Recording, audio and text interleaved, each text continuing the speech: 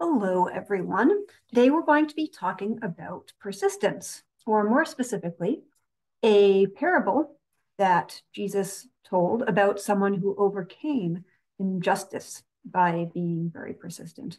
And what does this word mean, persistence? It means trying and trying and trying and never giving up, no matter what happens. So we're going to read from Luke chapter 18, verses 1 through 8. A little more light here. Let's see. Jesus was telling them a parable about their need to pray continuously and not be discouraged. He said, in a certain city, there was a judge who neither feared God nor respected people. In that city, there was a widow who kept coming to him, asking, give me justice in this case against my adversary. For a while, he refused, but finally he said to himself, I don't fear God or respect people, but I will give this widow justice because she keeps bothering me. Otherwise, there will be no end to her coming here and embarrassing me. The Lord said, listen to what the unjust judge says. Won't God provide justice to his chosen people who cry out to him day and night? Will he be slow to help them? I tell you, he will give them justice quickly. So in the time of Jesus, widows were usually very poor and they didn't have any rights in society and they weren't treated very well in day-to-day situations. So why do you think Jesus might have chosen this parable that features a widow to illustrate his voice? Well, widows were someone who just often faced injustice. And so it took a lot of persistence on her. It would take all the more persistence on her part to be able to get the judge to listen to her. But she was persistent enough. And so in the end, the judge agreed. So this, it's very likely that the parable Jesus actually told ended with verse 5, and that the rest of the verses, they could have been Luke's attempt to explain and understand the parable. So the part that's most thought that's likely was actually the parable that Jesus told went up to the point where the widow kept coming to the judge and the judge kept refusing, but finally said, I better give her what she wants because otherwise she's not going to stop bothering me. And for the rest of it might have been more Luke's reflections on trying to explain it. So often, so in the second part, after that, it says, won't God provide justice to his chosen people who cry out to him day and night? Will he be slow to help them? He will give them justice quickly. So that second part, that was more likely Luke's reflections on the parable. That compares God to the judge in this parable. But if you don't look at the part and you actually look at just verses 1 through 5, the part that was most likely the actual parable that Jesus told, there's a whole other way that you could interpret that. And you get a very different picture of God. If you look at just that part, instead of seeing God as the judge, we can see God as the widow. And never giving up and being persistent against the unjust judge until justice finally comes. And this is a God that is like a God that Jeremiah describes, who never gives up on Israel. So it follows. And it's also much more like the God that Jesus speaks of about elsewhere, who, when he's compared not to powerful people, like judges, but to poor people and women and children, those with less power. So think about what would happen in our world if we recognized these people who sought out justice and who provided justice as God's representations in the world. All right, so I am going to end with another story about persistence. Find it here. The power of determination. So this is a true story.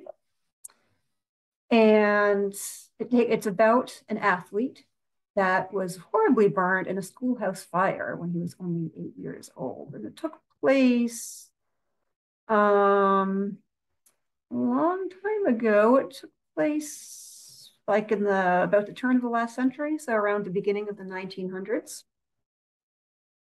So this athlete's name is Glenn Cunningham, and it's a story about his life. So, and this was an actual person. This is what actually happened to him. So he went to school in a country schoolhouse that was heated by an old-fashioned pot-bellied coal stove at the time. It didn't have electric heat then. There was a little boy that had the job of coming to school early each day to start the fire and warm the room before his teacher and his classmates arrived. Well, one morning, his fellow classmates and teacher arrived to find the schoolhouse engulfed in flames. They dragged the boy, who was unconscious, out of the flaming building, but he was almost dead. He had major burns all over the lower half of his body, and he was taken to a nearby county hospital. From his bed, the dreadfully burned, semi-conscious little boy faintly heard the doctor talking to his mother. The doctor it's also my place. The doctor told his mother that he was surely going to die, which was for the best, really, for the terrible fire had devastated the whole lower half of his body. But the brave boy didn't want to die. He made up his mind that he would survive. He was very determined. Somehow, to the amazement of the physician, he did survive. And when mortal danger was past, he again heard the doctor and his mother speaking quietly.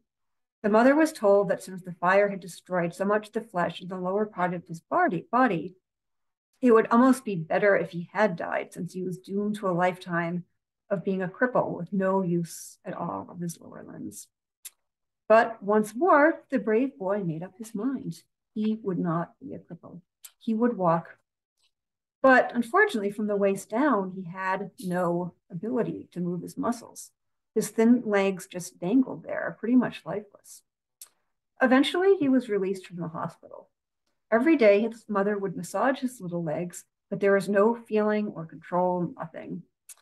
And yet, his determination that he would walk was as strong as ever.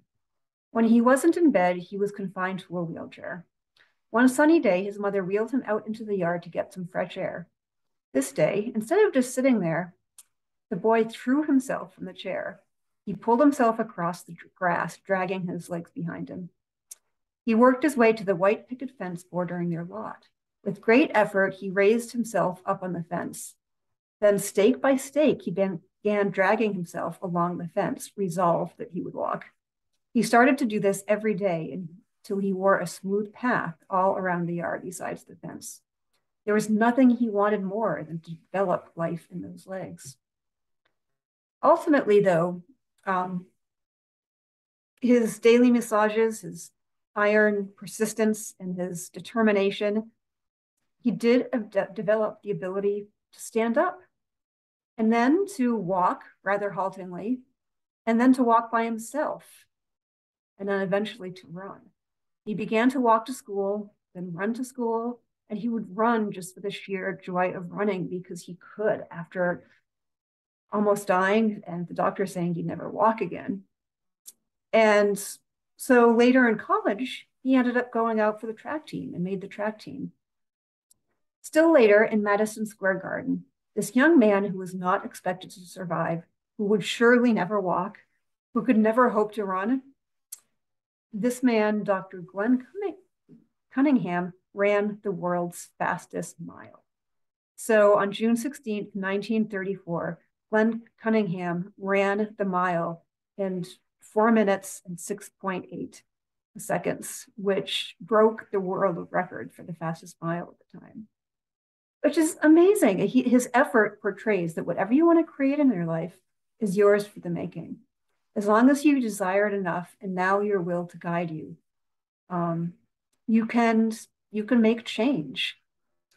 The only one that can put limits on what you're able to do is yourself. So you can develop and encourage your will and create all the forces of nature within and without to help you bring about your desires and justice in the world.